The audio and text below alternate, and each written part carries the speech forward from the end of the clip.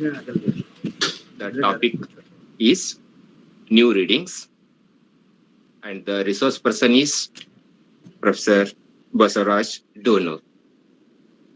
I welcome N.S. Gundur, the one who spoke on the topic new trends in literature, and I welcome our another resource person, Professor Vijay Nagannavar, who will speak tomorrow on the topic reading with purposes. I welcome all the participants who have joined from different places. I welcome our board members, Basavaraj Girtimnavar, Anil Vaid, Dr. Lawrence C. Hedduri, C. Hedduri Yapalparvi, Sridhar Deshpande, and all other members of our English forum. Friends, the topic of today's program is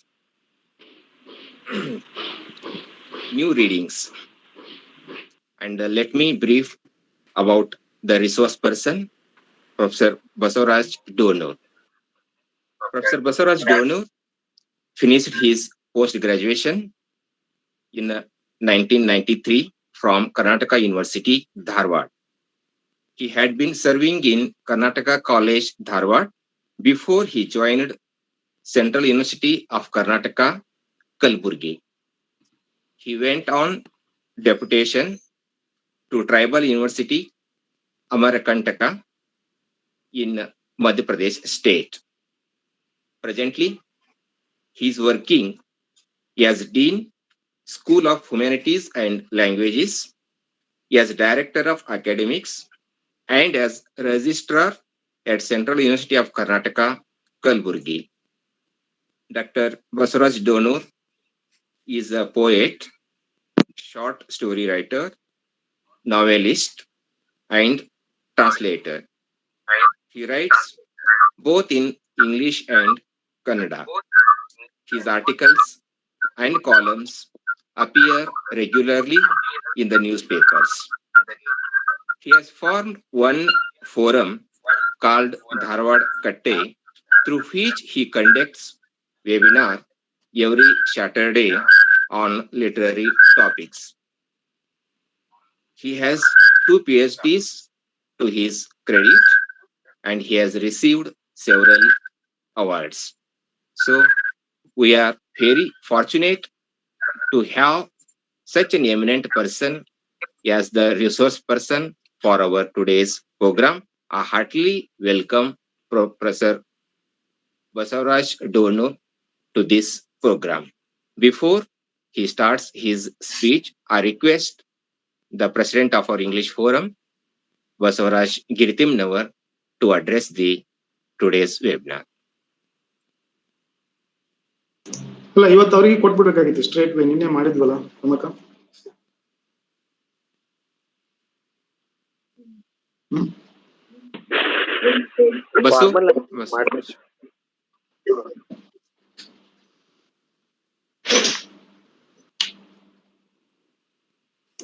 Few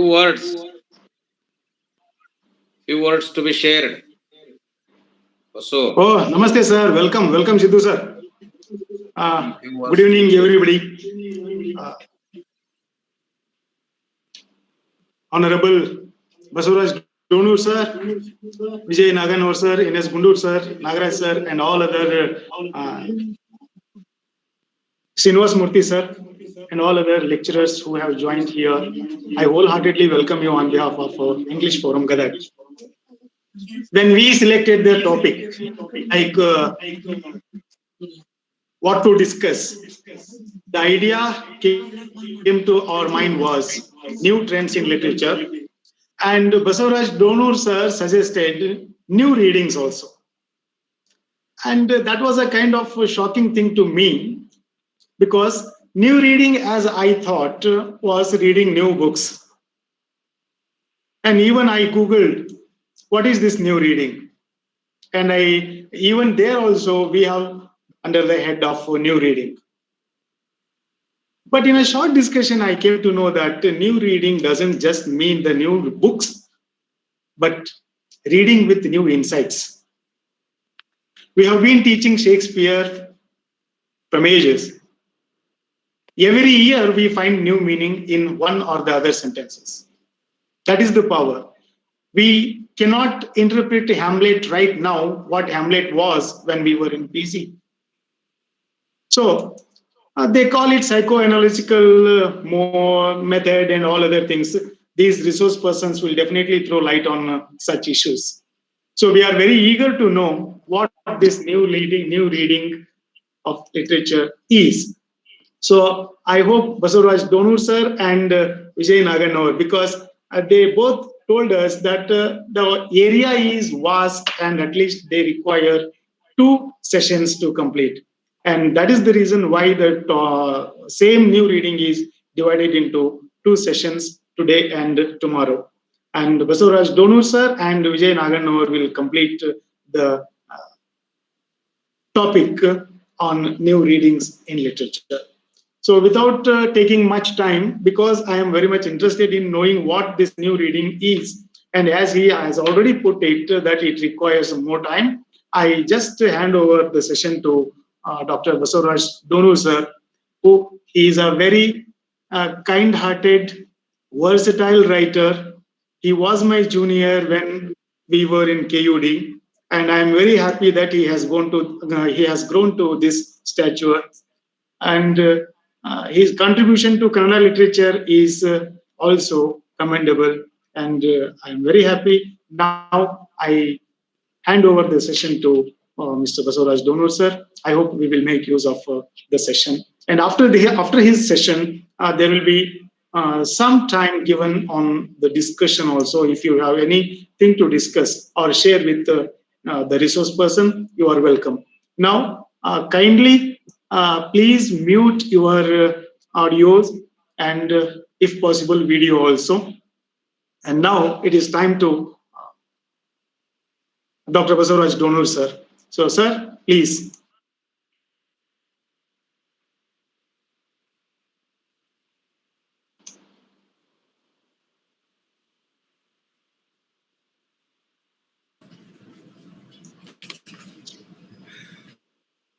Oh, thank you, sir. Am I audible? Yes, sir, you are.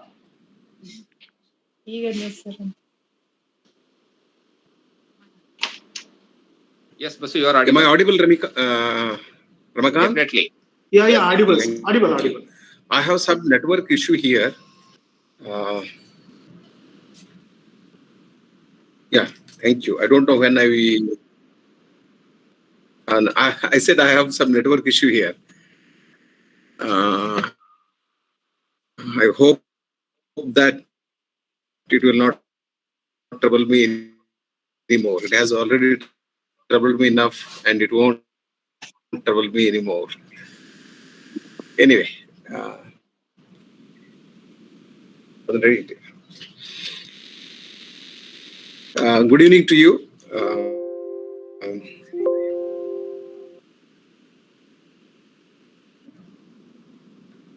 Ramakant Dodmani, my very dear friend, and Dr. Basavaraj Giritimannavar, and Dr. Vijay Nagannavar. He's one of my classmates and very dear friend of mine, and Agnes Kundur. And I saw Sidhu Apple here. Nice to you, and all my dear friends.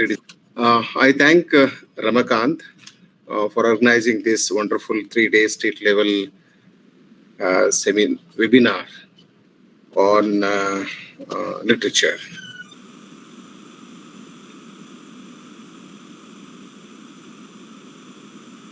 Trends in literature, readings in literature, etc. And N.S. Gundur gave his wonderful lecture yesterday, and he discussed very important issues concerning the literature. And to be speaking for about 50 minutes on in literature.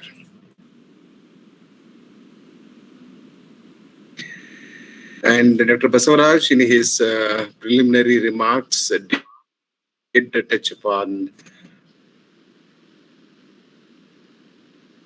what it really means, reading in literature. So there are theories, theories and psychological theories on how to read a book. I'm not talking about it.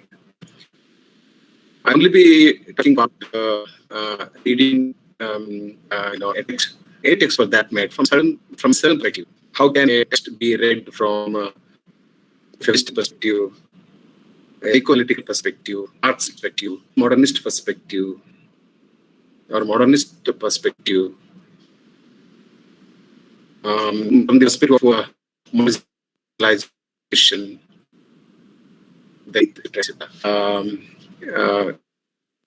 So today, in my 50-minute lecture, I think we'll be able to some 2 to 3 perspectives, not more than that. I will not be very ambitious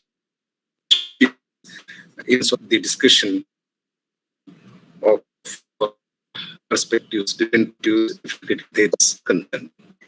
I can take questions directly at the end of my lecture, my presentation. Okay. Talking on how to read a text from a post-colonial Marxist perspective and from post-colonial perspective. Also, we talked about the other Donur chapter yesterday into what we call meaning. So the major concern of a teacher aims at finding some meaning in a text. This is the problem of every English teacher or every teacher, for every language teacher and every thinker. So when I read a poem, what am I doing? I'm looking for a certain meaning in the poem. And I do not know whether I attribute some meaning to it, whether the author has put some meaning to it, and whether the meaning is automatically generated, and is it meaning is the consequences of my interaction with the text, my engagement with the text, and my response to the text, and my encounter with the text. No, we don't know. Okay, for a long time, ever since man started thinking about life and thinking about the world and thinking about life and death, etc., he started, explaining what it means. What it means. What is life? What is love? What is hate? What is society? What is literature? What is poetry? Okay, and Osho, in one of his speeches, he talking about love, he says, "What love is? Can you explain what love is?"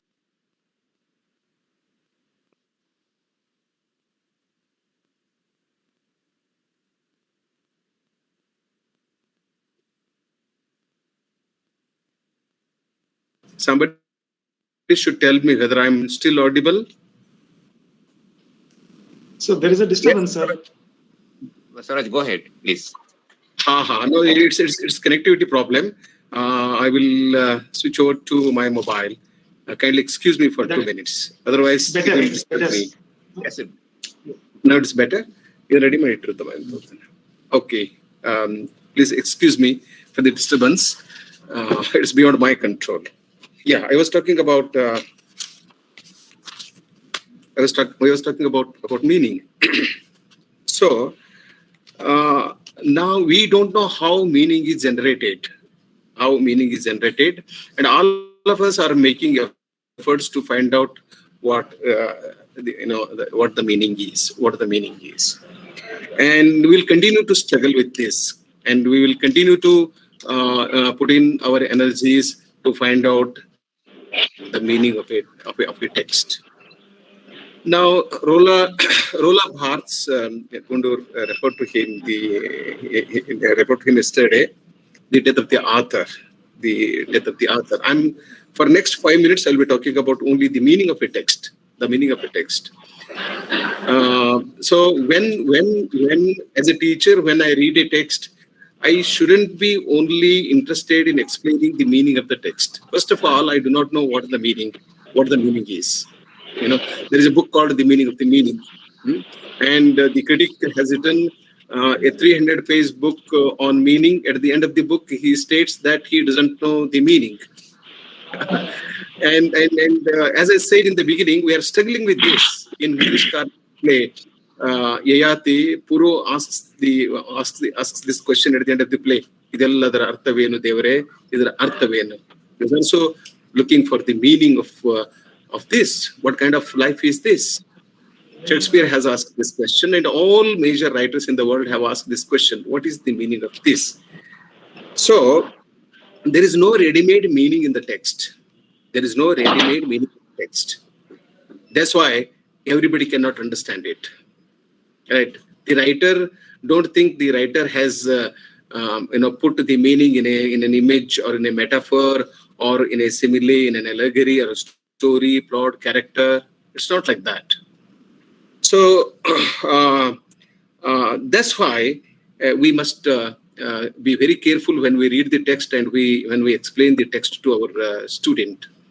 We will have to draw the attention of our students to different nuances, dimensions of the work of art, rather than one very fixed meaning into double inverted commas. There is nothing like the meaning. There is nothing like the meaning, and any meaning, the meaning that I get out of my reading is one of the possibilities. One of the several meanings that may exist in the poem, or in a play, or in a novel, or in an epic. So there are two assumptions. There are two assumptions or illusions, that Roland Barthes, disproves or rejects. One, the intentions of the author are irrelevant. This is very important statement that he makes in his essay. The intentions of the author are irrelevant. Whether an author, in the Indian context, we're all worried about the political affiliations of an author. S.L. Bhairappa, please don't read. He is rightist, and somebody is leftist, right? Or he has his inclinations towards this party, this religion, that religion. Okay, it's all. It's not at all. It's not important in understanding literature at all. Why do you worry about the biographical details of the author? So his intentions are totally irrelevant. With what intention he wrote, irrelevant. So if you are a great writer, and when you write a book, when you write a poem or a play, the character in the play will not be under your control. They are not idols. They're not dolls. And they're also characters, living characters. We say lifelike, living characters. Living characters. You cannot control your own son. When you cannot control your own son, how can you control your characters? Characters go away from you, move away from you. They don't listen to you. They have their own existence. They have their own intentions. They have their own cases to prove, points to prove. So, his intentions, the intentions of the author are irrelevant. When I teach a poem to my student, this is what I should remember in my mind. And writer intentionally or unintentionally is involved in a process of meaning making. This meaning making business is something which I'm always worried about. And I also used to give a lot of importance to meaning. When I read a poem, I used to find out what the meaning was. I'm no longer interested in just meaning. There are several things which I can look for other than meaning in a work of art, in a text. So a writer intentionally or intentionally is involved in a process of meaning making on which he has lost, he has not complete control as the author or as the author writer is not a god. A writer is not a god. A writer is not an author. And I think it is Lord Tennyson or Browning. I don't remember who he was. And once a reporter went to him and asked him, "Sir, do you know the meaning of this line? Then he said, gentlemen, when I wrote it, two people knew, I and the God. Now only God knows what the meaning is. He was very honest in giving this answer to us. He doesn't know the meaning of the poem that he has written. And when the poet himself does not know the meaning of what he has written, how can you, as a reader, as a critic, as a teacher, understand this? So he is not the God. And he also rejects two false assumptions. One, that one can uncover the intention of the author. When you read a text, don't think that you can uncover or discover, find out the intention of the author. If you think so, it's only an assumption. It's only an illusion. And second, there is a fixed meaning of the text that one should try to find out. As I said in the beginning, there is no ready-made meaning in the poem which you can find out, which you cannot discover. Nothing like that. So the meaning of the text also grows with you. As you grow, you get new meaning, a different meaning. Okay. If meaning is one and the same, then all the people in the world understand just one meaning, and you don't have to go back to the text again. Why do I go back to Hamlet?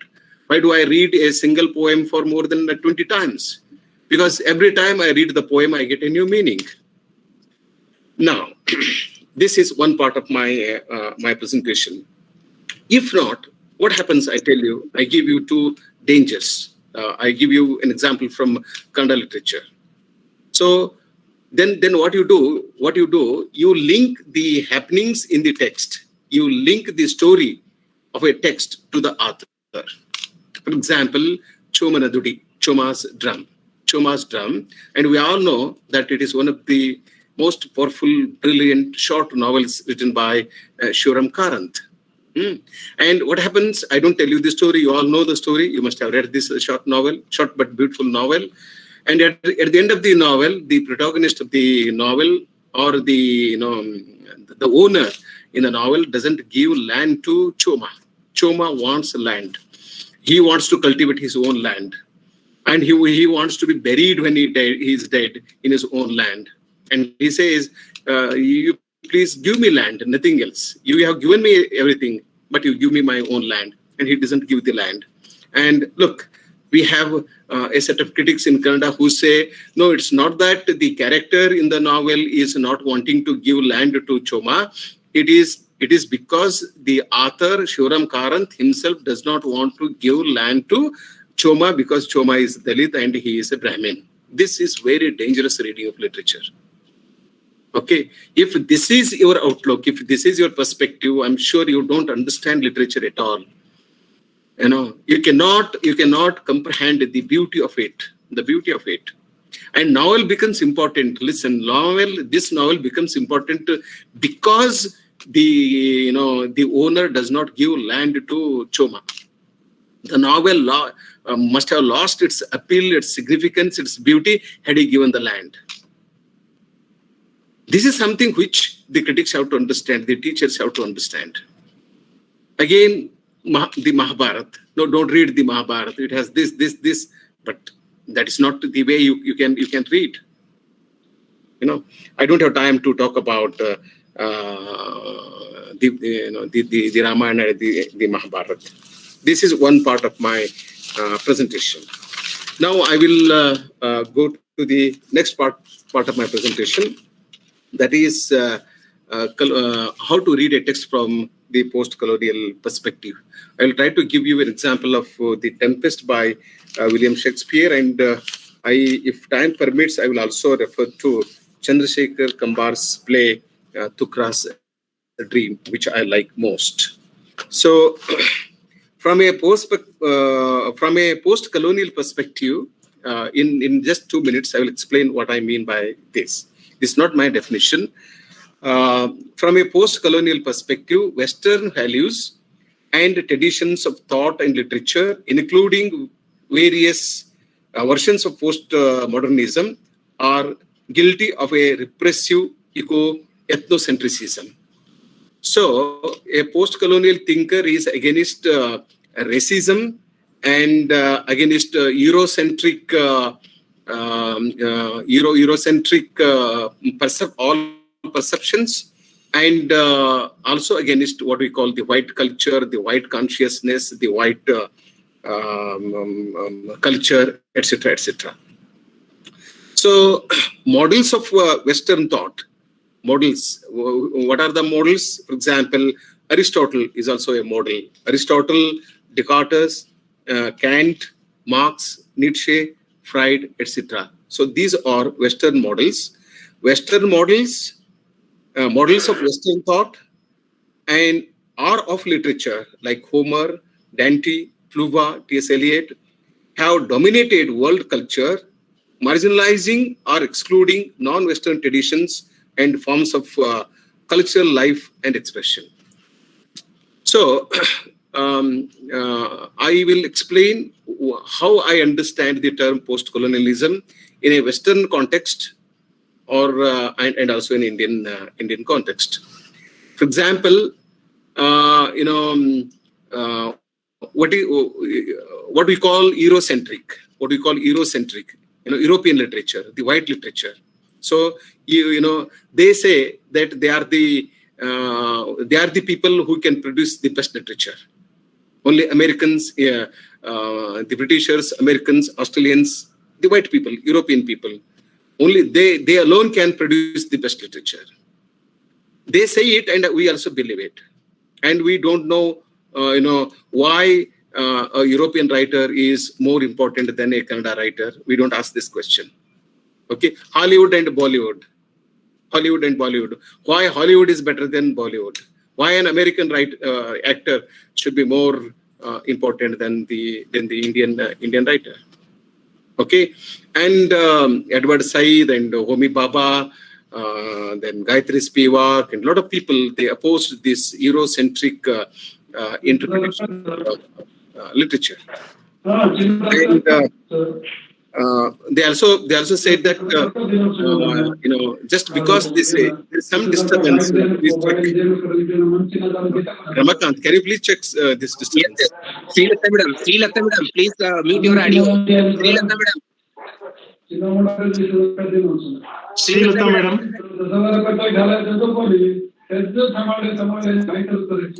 Srilata madam, please mute your audio. If possible, you please do it. It is not under our control.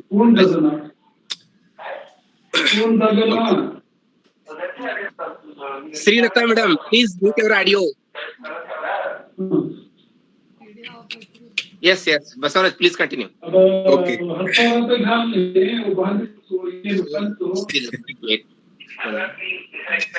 It's all right. It's also part of the game. All right. Srilata madam. No, sir, madam. It is still on. Audio, please.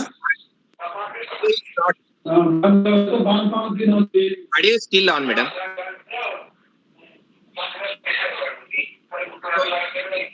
No, can't mute it. No. We can mute. Please wait.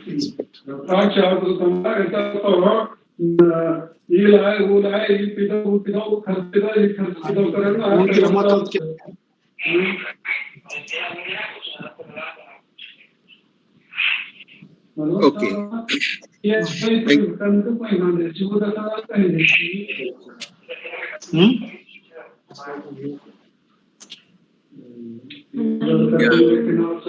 Ramakant, what should I do?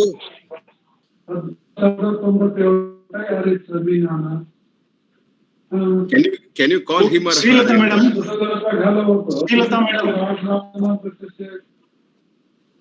Yes, no. Yes. Okay. Basavaraj, please continue.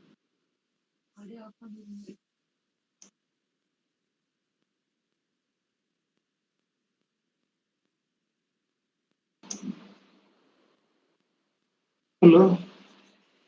Basavaraj, unmute your audio, please. You are not audible. Right. Thank you, Ramakant. I think I can continue. All right. So in the Indian context, how do we understand post-colonialism? And we had feudalism, we still have feudalism, and we have mainstream literature, and we have the caste system here. I should say we had the caste system, but the caste system today is it's not as rigid as it was. It has not gone, but it is not as rigid as it was. So in the Indian context, the several writers in Indian vernaculars like Chandrasekhar Kambar in Kannada, they protest against the mainstream literature, the mainstream perceptions and concepts, etc., etc. Okay, now my only concern is how to read a text from a post-colonial perspective. The classic example for this is Shakespeare's last play, The Tempest. The character of Caliban is the main focus of a post-colonial reading of The Tempest. We all know it. So post-colonial theorists don't see him as the deformative slave. So to Prospero, the protagonist of the play, Caliban appears to be a deformative slave. But to post-colonial theorists, he is not a deformative slave, but as a native of the island, over which Prospero has imposed a form of colonial domination. If you read the history of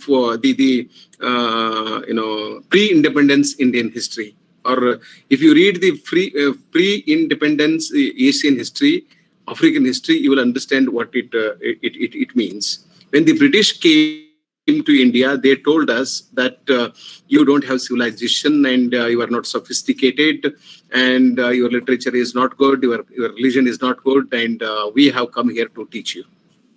Okay. Similarly, Prospero, remember, Prospero was Shakespeare's character, Renaissance character. And this colonization started in 16th century. And Shakespeare, in some sense, was part of this colonial thought process. If you read this play and also The Merchant of Venice, especially the character of Sherlock, you understand it better. So Prospero, he goes to Ireland and he takes control of it. Then he starts treating the natives as his slaves. The following speech by Caliban is most quoted by the post-colonial critics. This is an interesting dialogue. I must eat my dinner. This island is mine. This is his protest against Prospero. This island is mine. I must eat my dinner. This island is mine. Sycorax, my mother. She's a vicious and powerful witch who happens to be the mother of Caliban, which thou takest from me. And when thou camest first, thou struck me and made much of me, would give me water with the berries in it, and teach me how to name the bigger light and how the less that burn by the day and night. And then I loved thee. This is the relationship between Caliban and Prospero. When you came here and you took my mother away from me, and you taught me language, and I started understanding. I started recognizing the things by their names. This is called a stone, this is a river, this is a tree, and this is this kind of tree, etc., etc. So language I picked up only when you came. And in return, I loved thee and showed thee all the qualities of the isle. So I showed you the treasure of this island, all the qualities of this island, the fresh springs, brine pits, barren place, and fertile. Cursed be I that did so. He says it's wrong. This is something which I shouldn't have done, but I did it. So I should be cursed for showing you the beauty of this isle. all the charms of Sycorax, toads, beetles, bats light on you. And this also happens to be the name of the island. For I am all the subjects that you have, which first was only mine own king. So I was the king. I was the king till you came here. So India had more than 1,000 kings before the British came. And when the British came, there was only one king, that is British Samrajya Shahi, the British imperialism. All the kings were enslaved. And here you stay me in this hard rock, whilst you keep from me the rest of the island. So this island is mine. I was the owner of it. I was the king of it. It was all mine. All of it was mine. And when you came here, you confined me to one place, and you took the rest of the island. That's what the British did. This is a post-colonial reading of the text, the Tempest. If you read a text, in a traditional way, in terms of plot and character, then you don't understand the other dimensions of a text. For example, Marxism. Marx says that you have to read every text, in terms of its social structure. In terms of its social structure, in terms of its economic structure, in terms of its political structure. So a text has series of structures. So the teacher, when he reads a simple poem in his class, should be talking about these dynamics, internal dynamics, and these different structures of a work of art. Okay, this is a new reading. You read a poem from a Marxist perspective, or from a post-colonial perspective, or a post-modernist perspective. I give some 3 to 4 examples. And language, in a post-colonial situation, language is very important. It becomes an important tool for cultural dominations used by the colonizer. Okay, and now, when the British came, they said, English was a very superior language, and you must learn it. And we all have learned English language. In Karnataka, there are more English teachers than Kannada teachers.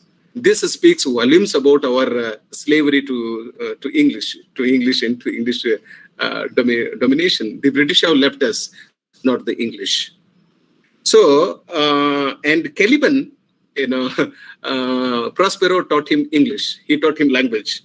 And he tells his master, you taught me language, and my profit on it is I know how to curse.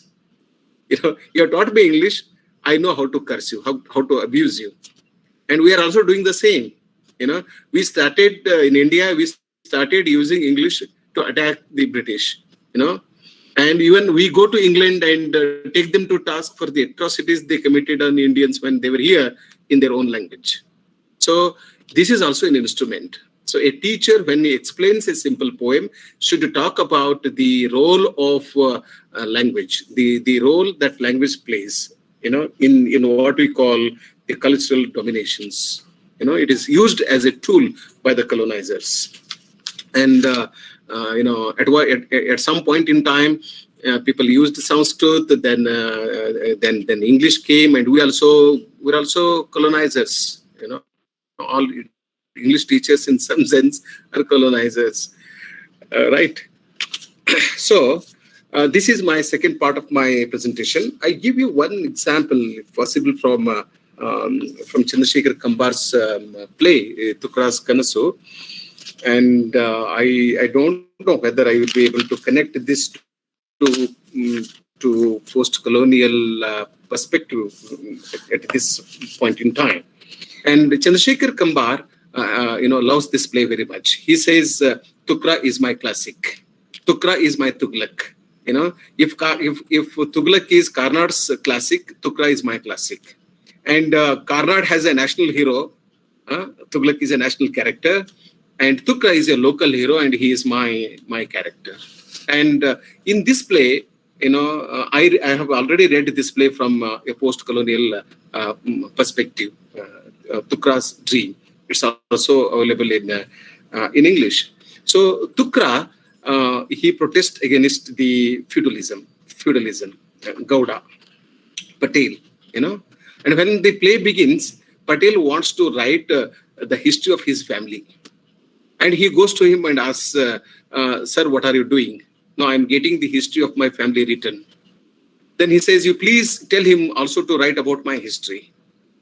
And what history do you have? Do you know who is your father? Tukra, he doesn't say that he is Dalit in the context of this play, but he is from the downtrodden section. And he says, I don't know who my father was, but I know who my father is or was. Tell me, your father was my father. Your father was my father. Then, Patel falls in love with a teacher. I think her name is Kamala. I don't remember. Okay. And he goes to Kamala and tells her. And he leaves his village and go to city and collects some money and buys new cloth, etc. He comes back. He is a modern man, Pakka modern man. And he goes to that teacher and tells her, look, I have money and I'm dressed well and I have my shoes and I can speak good language. You love me. So then in one of the scenes, Tukra says, Gowda Patel tells Tukra to sing a song for him. He says, no, sir, I'm sorry, I cannot sing any song. Then he says, when Patel tells you to sing a song, you must sing a song. If I tell tiger to sing a song, the tiger will come to my house and sing a song and goes out. This is how you build, and your empire, and you create an illusion and you make people believe in it. Okay. And this has to be broken. This has to be challenged. This has to be problematized. This is my second part of my presentation. And in my third part of my presentation, I'll be talking about, there are two more aspects to be covered. Marxist reading. And I think I need at least 10 hours to teach this Marxism or Marxist reading of a text comfortably. But I will be doing it in just 5 to 6 minutes. So we all know George Orwell. George Orwell was one of the most powerful British prose writers of 20th century, and our P. Lankish had a lot of respect for Orwell, especially for his prose. One of the most effective, powerful prose writers of the modern period. And this animal form, it's an allegory. It's a political. People read it as a political allegory, people, etc. But this can also be read as a Marxist text, or animal form can be read from the Marxist perspective. I will take just 1 minute to explain what Marxism in short means. We all know about Karl Marx, etc., and George Lukács, Karl Marx, and Eagleton. There are many Marxist critics, and it is very profitable to read a text from Marxist point of view. And remember, any text, any poem, any play, I'm not making a generalized statement, can be read from a Marxist perspective, because the play or the text will talk about society. The Ramayana, forget the Ramayana and the Mahabharata and other classical canonical texts. Any text can be profitably read from a Marxist perspective, because they talk about the society, social structure. Okay, and they say a reader should have this consciousness. A reader should have the consciousness, the consciousness of his society. And Marxist theater pandits, theater scholars like Bertolt Brecht, he talks about alienation effect. Alienation effect. Okay, so they are against identifying with the text. You don't identify yourself with the text. You don't get lost. We say one should get lost. He says, don't get lost. When you read a poem, you don't get lost. You should be very conscious. You should know that you are reading a text and the text has social structures. Okay, that is class system. Class system. Class consciousness you should have, or caste consciousness you should have, so that you can read the text profitably. And I will not tell you the plot of the animal farm. It's all about Marxism. So Marxism, we all know, believes in this equal society, Samatavada. They aim at creating a society with no barriers, a society which recognize all people, as equal. I draw attention to just one aspect of this very famous, allegory, animal farm. There is a character called Old Major. He says, man is the only creature that consumes without producing. Man is the only creature that consumes without producing. He does not give a milk. He does not lay an egg. He is too weak to pull the plow. He cannot run fast enough to catch rabbits. Yet he is Lord of all animals. Yet he is Lord of all animals. He set them to work. He gives them back to them.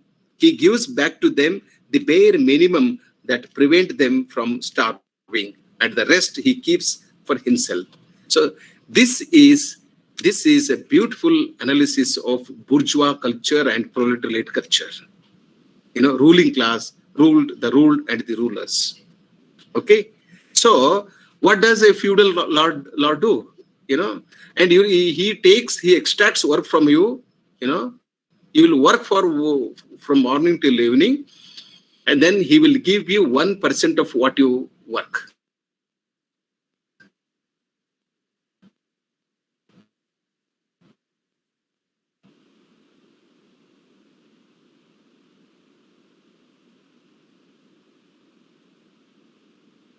%1 of what you work. So man, he cannot, give milk, and he cannot lay egg, drink milk. He only takes milk. Orwell is also a critic of Marxism. He does not only support Marxism, he also critiques Marxism and Marxism followers. What happens? A revolution takes place in this novel, Animal Farm. Pigs, they rebel against the estate owner, and then they form their own government, and one pig becomes the chief minister, like that. Then when he becomes the minister, the pig, then it changes the the rule. It says all animals are equal, but some animals are more than equal. How to explain this? This is the limitation. This is the limitation of not only Marxism. This is the limitation of all progressive movements in the country, in the whole world. Okay, you constitute, you form a party, in the name of language, and when you come to power, you work against language. You form a party in the name of a particular caste, and you come to power in the name of that particular caste, and when you come to power, you work against that caste or that religion. How to explain this? And a writer or a reader should be interested in this, in the mindset of the people. So this is my third part of my presentation. I will go to the last part of my presentation because it's already 6.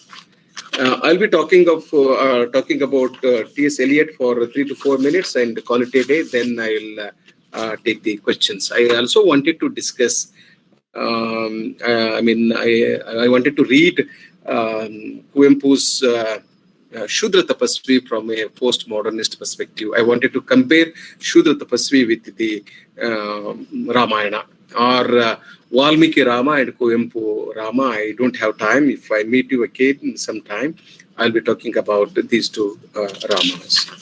And modernist, what you call postmodernism. And as I said in the beginning, a poem can also be read from a modernist perspective or a postmodernist perspective. For example, T.S. Eliot. T.S. Eliot is one of the most powerful poets and playwrights and also critics of the modern period. He was an important playwright. He was an important poet and also very, very important critic. And Love Song of the Alfred Prufrock. I think Vijay may also remember. Chandrasekhar Patil taught us this poem, our teacher. But I don't remember that he read this poem from a modernist perspective, but he did talk about modernism. So Love Song of the Alfred Prufrock is a very complex poem, very long poem, very complex poem. I'm sorry, I cannot explain all dimensions of this poem for the paucity of time. So this poem carries the characteristics of modernist poetry, such as objective correlative, fragmentation, free verse, and irregular rhyming. These are the technical aspects of it. And there is something called philosophy of modernism. It suggests a direct break with romantic poets such as Coleridge and Wordsworth. There is a critic called Sarah Thorne who states that unlike the romantic poets, Eliot attempts to convey the essence of life, and the content represents actual contemporary life rather than an escape from the grinding nature of reality. This is the philosophy of T.S. Eliot. Remember, T.S. Eliot is a modern poet, and he was one of the exponents of new criticism. And we all know how he defines poetry in his essay, Tradition and the Individual Talent. So a poem is not an expression of it's not an expression of personality. It's an escape from personality. So you escape from your personality. So escaping from personality is a modernist, is a modern point of view. Okay, and expressing personality is a romantic point of view. Wordsworth and others, they believed that they express their personality. Poetry is a spontaneous overflow of powerful feelings recollected in tranquility.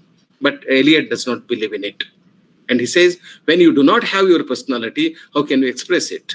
And he takes the side with Roland Barthes, the author of the Death of the Author, than with the romantic critics or romantic poets. He says the man who lives and the man who writes are two different selves.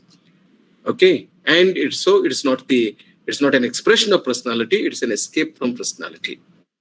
So then, when you escape from your personality, you will be able to understand the actual contemporary life. And you read this poem, J. Alfred Prufrock. How does it begin? Let's go, then you and I, and who is you and who is I? We have been struggling to find out. Whether I and you both refer to Prufrock, or I refers to Eliot himself, or it's an imaginative character, etc., etc. Let's go, then you and I. The evening is spread out against the sky like a patient etherized upon the table. Okay, and when you read the poem, you will understand the problems of a modern man. He is not able to meet the woman he thinks he is in love with. Try to understand. ಅವನಿಗೆ ಅನ್ನಿಸ್ತದೆ ನಾನು ಅವಳನ್ನ ಪ್ರೀತಿ ಮಾಡ್ತಾ ಇದ್ದೇನೆ ಅಂತ. ಮಾಡ್ತಾನೋ ಇಲ್ವೋ ಗೊತ್ತಿಲ್ಲ. He does not know. He does not really know whether he loves the woman or not. But that woman is in the next room.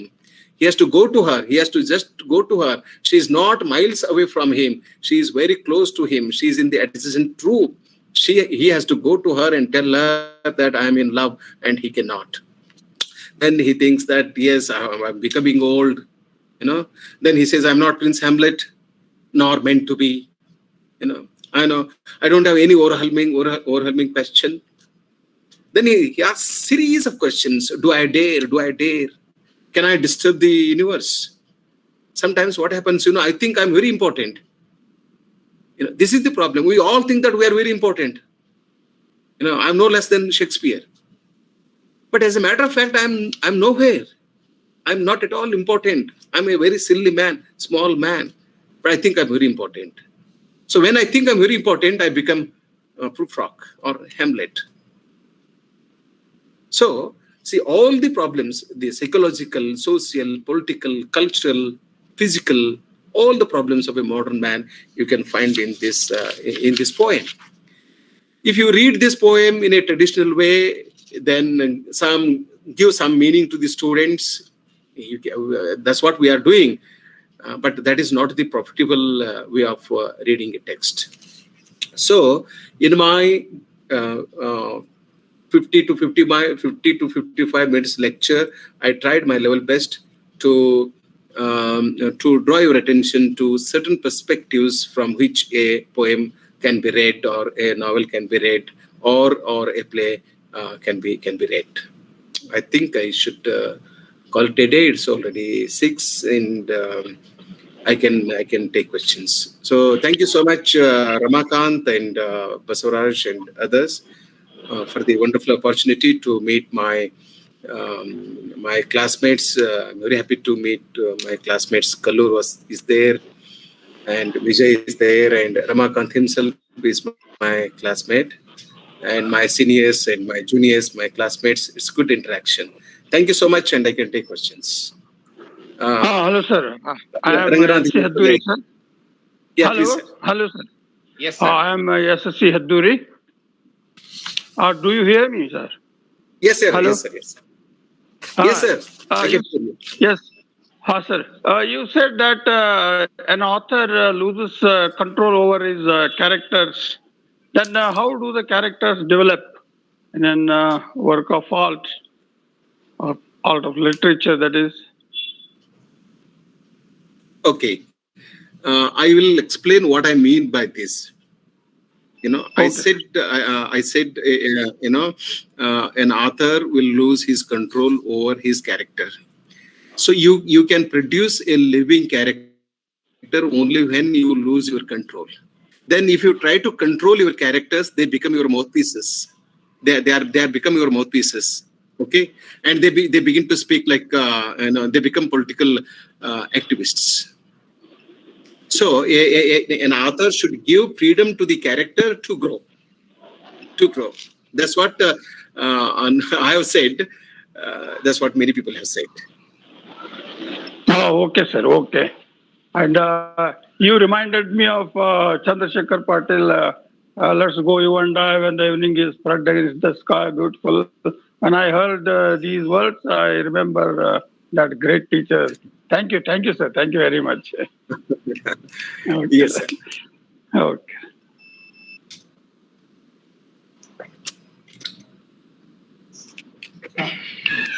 Thank you, Basavaraj Donur, sir. It was a wonderful session. You enlightened us on many perspectives, and actually we wanted to know all these things. And before going to the interaction session, there is a sad news. And the Dalit poet, Dr. Siddhalingaya, passed away. So shall we have a mouning for 1 minute, please, to... Oh my God. Just we got the message that he died. So bad. Yes, sir. Yes, sir. Yeah. ಈ ನಾಡು ಕಂಡ ಧೀಮಂತ ವ್ಯಕ್ತಿ, ದಲಿತ ಬಂಡಾಯ ಸಾಹಿತ್ಯದ ಜನಕ ಅಂತಾನೆ ಕರೆಸಿಕೊಂಡವರು, ನಾಡೋಜ ಪ್ರಶಸ್ತಿಯನ್ನ ಪಡೆದು ನಡೆಯಲ್ಲಿ, ನುಡಿಯಲ್ಲಿ ಮತ್ತು ತಮ್ಮ ಪದ್ಯಗಳ ಮುಖಾಂತರ ಸಮಾಜವನ್ನ ಎಚ್ಚರಿಸುವ ಕೆಲಸವನ್ನ ನಿರಂತರವಾಗಿ ಮಾಡಿದ ಕವಿ ಶ್ರೀ ಸಿದ್ಧಲಿಂಗಯ್ಯನವರು ನಮ್ಮನ್ನೆಲ್ಲ ಅಗಲಿದ್ದಾರೆ. ಅವರ ಆತ್ಮಕ್ಕೆ ಶಾಂತಿಯನ್ನ ಕೋರಿ ನಾವೆಲ್ಲ 1 ನಿಮಿಷ ಮೌನವನ್ನ ಆಚರಿಸೋಣ. ದಯವಿಟ್ಟು ಎಲ್ಲರೂ ಎದ್ದು ನಿಂತು ಅವರ ಆತ್ಮಕ್ಕೆ ಗೌರವ ಸೂಚಿಸಬೇಕು ಅಂತ ಹೇಳಿ ಹೇಳ್ಕೊತೀನಿ. ಮೌನ ಪ್ರಾರಂಭ.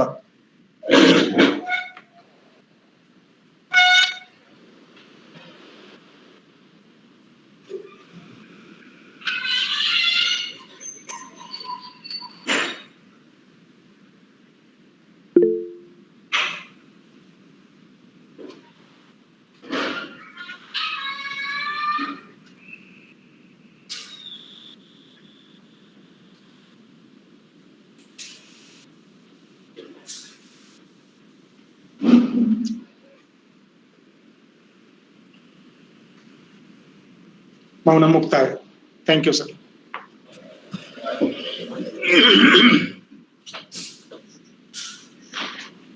I would like to say one or two things about Dr. Siddhalingaya. Please, please. It's a great loss. It's a big loss to the state of Karnataka and to Kannada literature and Indian literature for that matter. He was an important Kannada poet, and he started a new trend in Kannada literature. And he created a sort of awareness, which I was talking about, awareness about the social structure and all social, realities. And I was, we were very close to each other, and he used to come to Central University of Karnataka, and the Central University of Karnataka conferred its highest degree, honorary causa, on him 3 years ago, and he was on a number of committees, and he was member of Central Sahitya Academy, and I'm also associated with him for the Sahitya Academy. And during the last 7 to 8 years, I came into close contact with Siddhalingaya. He was a very soft-spoken man,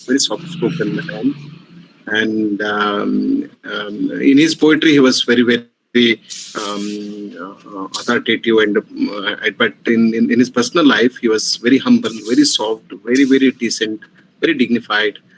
I lost a very important senior poet in the death of Dr. Siddhalingaya, and I pray to God to keep his soul in peace, and I also pray to God to give strength to the family to bear the loss of Siddhalingaya. It's personal loss. It is also.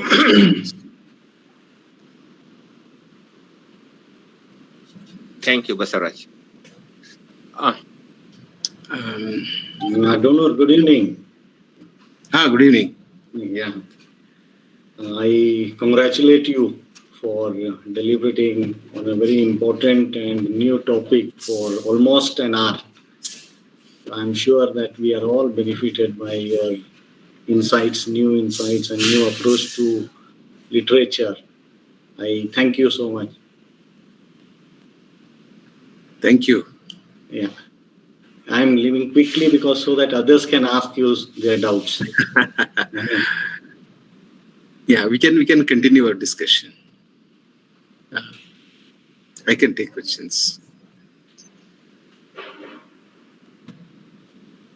I'm glad that Sidhu Apple Parvi is also here. I can see him. He's also one of our important poets. Today's article in the newspaper I read, sir, Basavaraj, sir. Yes, sir. Prema, Kama. And Sidhu Apple Parvi writes also about the same thing. So we have two important writers thinking in the same direction. That article has come very nice, sir. Thank you. To write on that because he worked in the university campus. He will steal more colorful things rather than we use it. He sees and you experience, sir. I agree with you. That is the difference between Sidhu and Basavaraj. Donur, sir. Donur, sir. I have a question because today's talk was very, very academic and serious to know how to read a text. As you mentioned, one example now, Dr. Siddhalingaya is personally a soft-spoken and gentleman. But in his writings, he was very, very strong and straightforward and using very ugly words, ikrla, vadirla, and so on. That has indicated in your talk that writer should not be lost in his writings. So it is indirectly to the reply to Heduri sir's question also. Because the writer should be detached, he should use a catalyst theory. When you spoke about Bhairappa, you stopped for a while. We have to, whether you should respect the right ideology of Bhairappa is different. But we can accept Bhairappa as a best novelist. So we have to see the content of novel of Bhairappa. not his rightist ideology. Because he openly speaks that he's a rightist writer. He supports rightist ideology.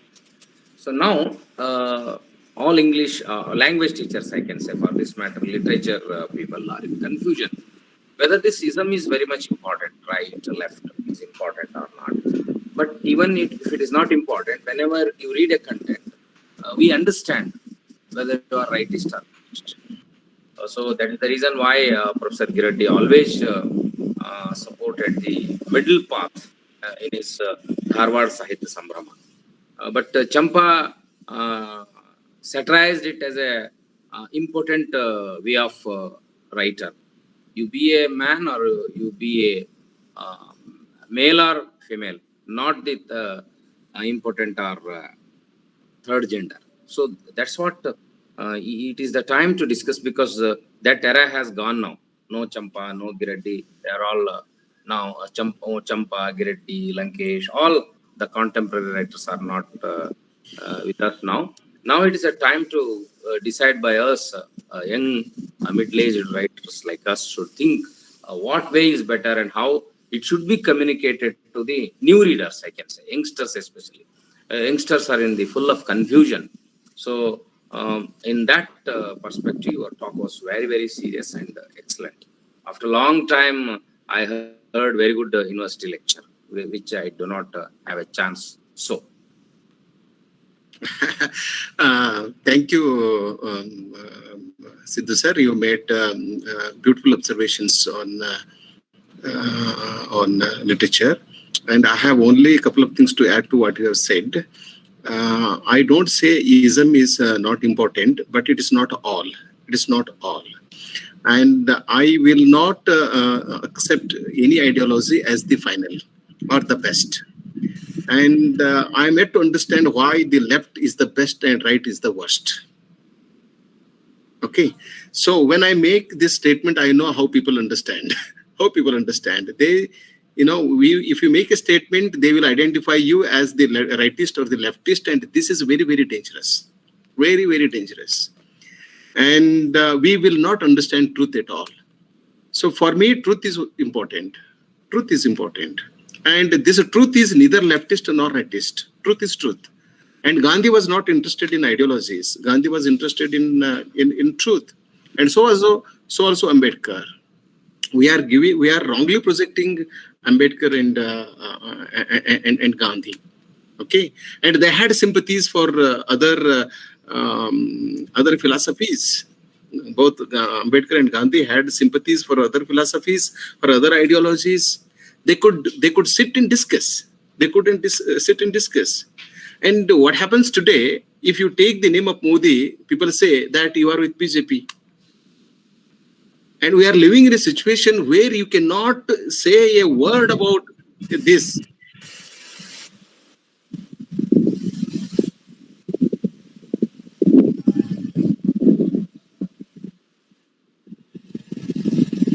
Right. Or if you say one word about Siddaramaiah, you become Congress. It is limiting us, and we speak the language of politics. We have started speaking the language of politics, and when I say it becomes political. So this is something which I try to avoid as a writer and as a teacher. Let us be interested in truth. Let us deal with the truth. Let us engage with the truth. This is what I tell my students. Forget other affiliations, political, social, etc., etc. And you are right that Bhairappa is definitely an important Kannada novelist. In fact, he is the most popular living novelist in the country. No novelist in the country is as popular as Bhairappa. But Bhairappa has some limitations. And his biggest limitation is again this ideology. So for a writer like Bhairappa, ideology should not become a handicap. But we have to educate our students. We have to make them love literature. Thank you. Hello, sir. Yes. Hello. Yes. Hello. Hi there. Myself, M.B. Telkar from Haveri district, sir. Please speak, sir. Dr. Basavaraj Donur, sir, you have presented a wonderful presentation, sir. So that we have got many important aspects in new readings as the new trends and new readings in literature. It is it is fruitful for us today. I am very thankful to the DDPU, sir, and English Forum, Gadag. Thank you, sir. Thank you so much. Thank you, Thank you, sir. sir. Nagaraj sir, please say something about this today's program. Nagaraj sir, Hello. hello. Nagaraj sir, Ramakant. Yeah. yes. Sir, Donur sir, wonderful talk, sir. Really wonderful. Full of insights. Really wonderful. I enjoyed it. Thank you, sir. Thing is, one big question is, when we have to talk about different perspectives, how to look at the textual piece kind of thing. That's right. I totally agree with you. But is there such a thing called objectivity, sir? Because we must have real concern about certain things. For example, suffering should move us. All these things are very important, I believe. Today's society has become so violent. Here, how do you go about it? How should we, guide our students properly? Will peace enlighten us? Thank you. Sir, thank you for your. Sir, please mute your audio. Okay. Sir, thank you for your observation and also for your question. As a teacher, I always think about my own students. How to attract our students to our classes is my big question. Because attendance is compulsory, because for other technical reasons they should not come to the class. They should come to my class because they should be interested in my class. For that, I have to struggle as a teacher. And I have to be very, very serious about my classes. And it's very unfortunate that most of us are not very serious. So I give you an example. When I was appointed as a lecturer in English in Karnataka College in 1996, I went to Reddy Govindraj's house to seek his blessings. He told me two things. Number one, Basavaraj, you should be very regular to your classes. First thing. Second, never go to your class unless you are fully prepared. So this is what I have been doing. So I'm happy that I had a teacher like Reddy Govindraj who could give me right advice. And this is what I tell my students: when you become teachers, don't go to class unless you are prepared. You are fully prepared. Reddy sir has told me, you apply for leave, but never go to your class. With full preparation, you must go to your class. This is basic, sir. Second, then you have to have right approach to literature. If I am at fault, my students will be at fault. I give you one more example, my own example. When I was in PUC second year, we had Carvalho as a text by Tejasvi, and we had a teacher, very bad. Today I say very bad kind of teacher. And in the class, he used to engage his class at 1 or 2 to 3, and students would have had their dinner. And very boring teacher. And as soon as he started teaching, 50% of students would go to sleep. Then one day he said, it's not that I'm a bad teacher and you all sleep. This is a bad text, he said. Carvalho is a bad text. It's a hopeless text. And do you know why this text is prescribed? It's only because Tejasvi happens to be the son of Kuvempu. Right. I was in second year. And I tell you, sir, for 5-6 years, I didn't read Tejasvi at all. Tejasvi didn't matter. Then in 1993, I went to Kirtinath Kurtkoti. I salute him. He was my teacher, Guru, my research supervisor also. Then I casually mentioned to him, I told him, So this is what he said. Then he said, and he abused him. I cannot say. I cannot say. You know, if I were in your place, I would shoot him. Nonsense. How did he say like this? Kuvempu, said, Tejasvi is more important writer than Kuvempu. He is the only scientific writer in Kannada literature. Then for 2 hours, he gave me lecture. I became a great fan of Tejasvi, and I translated some of his stories and I edited a book on him. So this is how we spoil our students. You talked about objectivity and subjectivity, no? It comes into picture here.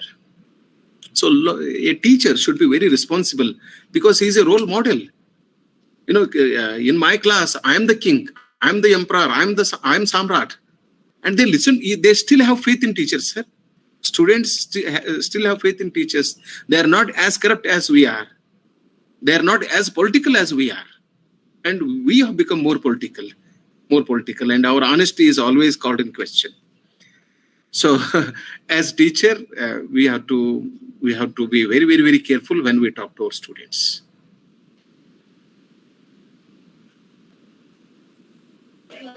Thank you, sir. Thank you very much. Good evening, Basavaraj sir. I am Ashok Naik. Good evening, Ashokji. Sir, while you are going to be talking, you have said that about the writer. Writer should have to be either extinct his personality while he was going to be writing. What you would like to state, sir? What's your question? While writer was writing his work apart, whether he should have to extinct his personality. No, we have different versions. Romanticists believe that they should express their personality, okay, and they should be aware of their own personality. But modernist writers like Eliot don't accept this. They say that it is not an expression of personality; it is an escape from personality. So when you write a work of art, if you are lost into it, then how can you be aware of the social problems? How can you be aware of equalities that exist? How can you be aware of other cultural, social, political, economic problems? You will not be talking about it. Then you give a romanticized picture, an idealized picture of society, not a realistic picture of society. Okay. So I do not deny the importance of an idealized society or a romanticized society, but we should also take into account the realistic society. The social realism, political realism should also be understood. That's what I meant. Have I answered your question, Ashok Naik ji? Okay, sir. Thank you. Thank you very much. Sir, thank you very much. And after a long time, we had a chance to see you and listen your words. So I'm thinking that once again we are roaming in the university campus. So very thank you, sir. And it is all hard effort of Ramakant sir. Even I offer my sincere thanks to Ramakant sir. Thank you, Ashok. Thank you. Yapalpuri sir. That's what I wanted to say. Yapalpuri sir. Okay. Please offer vote of thanks on behalf of our English forum. Any more questions? Now it is the time to finish our today's session. Hello, good evening. Hello, sir. Good evening. Murthy from Tumkur, sir. One more question is coming. One. Yeah. Please ask, sir. If you don't have technical problem, I can take 1 or 2 questions. Yeah, I don't have any problem. No issue. Rama, are you busy? I'm under confusion, sir. You said yes, sir. Srinivasputi sir. A poem. Sir, am I audible? Yeah. Oh, I'm under confusion, sir. You said when we read a poem, we have to look at it from different perspectives. I know when we are teaching Kuvempu in the classroom, can we look at it from the postmodern perspective? No, the very intention of the poet is romanticism. Going back to nature. And do you think we can look at it from postmodern or modern perspective, sir? Okay. Murthyji, you please listen to me. You cannot read any text, every text from every perspective. It's not like that. Every poem cannot be read from a Marxist perspective. Definitely, there is a play, Janagara. Janagara can be read. Janagara can be read from a Marxist perspective. And Shudra Tapasvi. Shudra Tapasvi can be definitely read as a postmodernist text. Okay, and in the original Ramayana, Shambhuka is killed. Yes, sir. But in Kuvempu's Shudra Tapasvi, Shambhuka is not killed. He is not killed. Okay, so it's possible. It's possible. But I don't say that every text can be read from any perspective. It's not like that. So the takeaway is the teacher must be aware of all the different perspectives and see what fits to the piece of literature he is reading and help the students to cover those. True. You know, a teacher should be like a doctor. You know, you cannot give same injection same injection medicine for all diseases. Right? Got it. Thank you.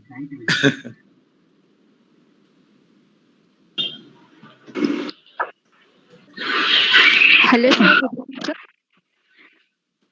Yes. Yes, continue. Hello, sir. Good evening, sir. Audible? Yeah, you're audible, Kupika. Good evening. Ask your question, madam. Yes, sir. Sir, it's nice to hearing you on virtual platform, sir. My question is, sir, can you please light upon how can we read the concept of female masculinity in Chetan Bhagat's works, like One Indian Girl, because it's not about man versus woman, no, sir. No, I didn't hear your last part of your question, madam. Basavaraj, you can see her question in the chat box. Can you? She has sent the question.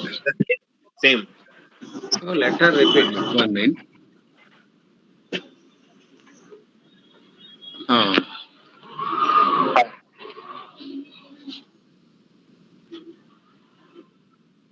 Can you light upon how can we read the concept of female masculinity in Chetan Bhagat's works like the One Indian Girl, because it is not about man versus woman. I'm sorry, I have not read Chetan Bhagat. I purchased 3 of his novels, but I could read only a few pages. He didn't impress me at all. So I have not read Chetan Bhagat at all. And what you call female masculinity is one of the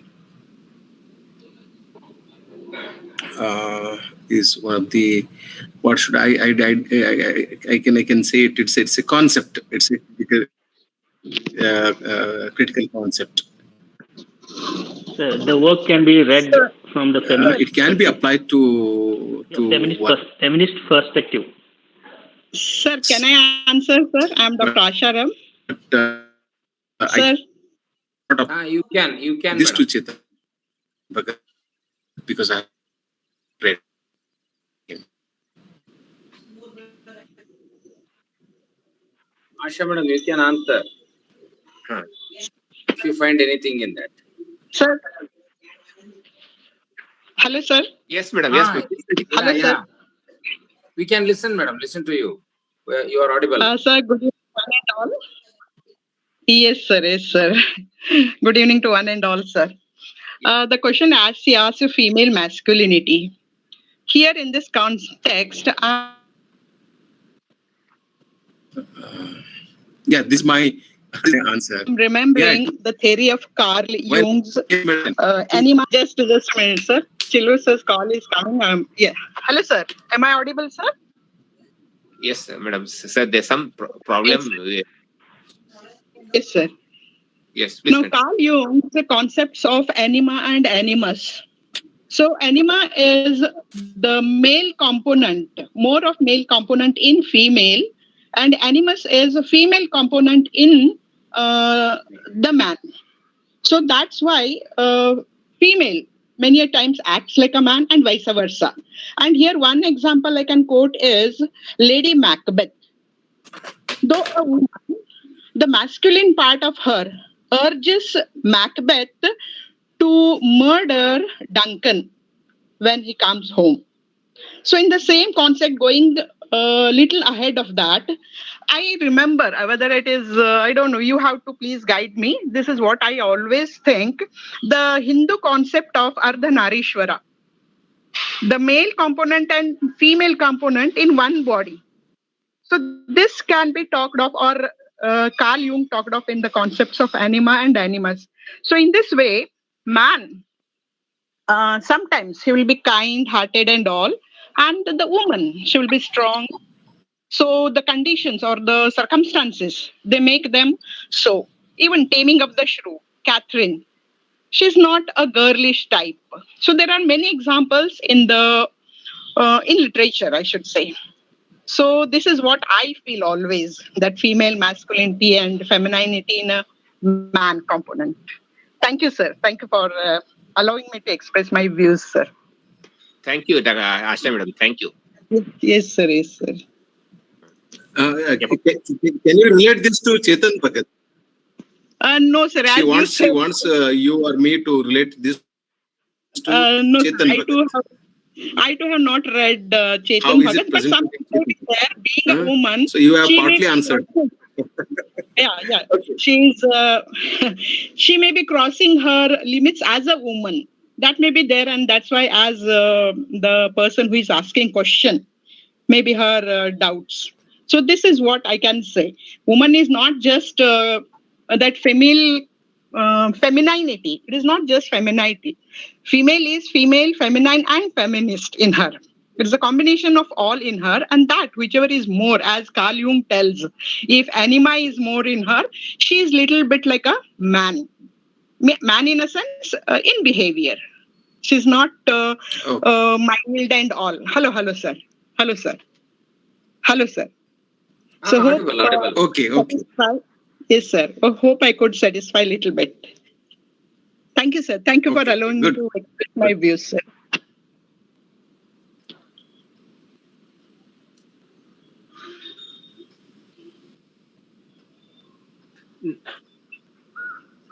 Over to you all, sir. Yapalpuri, sir. Yes, madam. Thank you. Yapalpuri, sir. Okay. Yes, sir. Please. Thanks. I extend my gratitude to Dr. Basavaraj Donur in his busy schedule, I can say. He is a good teacher, administrator, translator, columnist. With all his busy activities, he has accepted to spend his valuable, nice evening 1 hour, 1.5 hours with us, and threw light upon new kind of reading, because it is a right time to think very seriously about the ism. We are in a lot of confusion and we are unable to send proper message to youngsters, whether we have to accept right or left ideology. But as a student of literature and teacher of literature, he has shown a different path to study the literature in a different aspect. So it's very nice time, because it is recollecting. I am also busy in writing 2-3 books this month. Donur's talk has helped me to write something, because now one more version has come. Our literature should be read in the form of SWOT analysis, as you know, strength, weakness, opportunity, and challenges of a situation, and challenges of a writer. Even the Trinity aspect, time, place, and action also. In this aspect, Donur has given an excellent talk, and we are very happy. On behalf of English Forum, Gadag District, and all the participants who participated with curiosity all over state, and is on behalf of even English Forum, Basavaraj Donur, Ramankat Dodmani, had created a new opportunity for teachers. So it's a nice time. Thank you, Mr. Chetan. Thank you once again. Thank you, sir. Friends, this we shall wind up today's session, and we will be meet tomorrow again at 5 p.m. for the third and last day webinar. Thank you.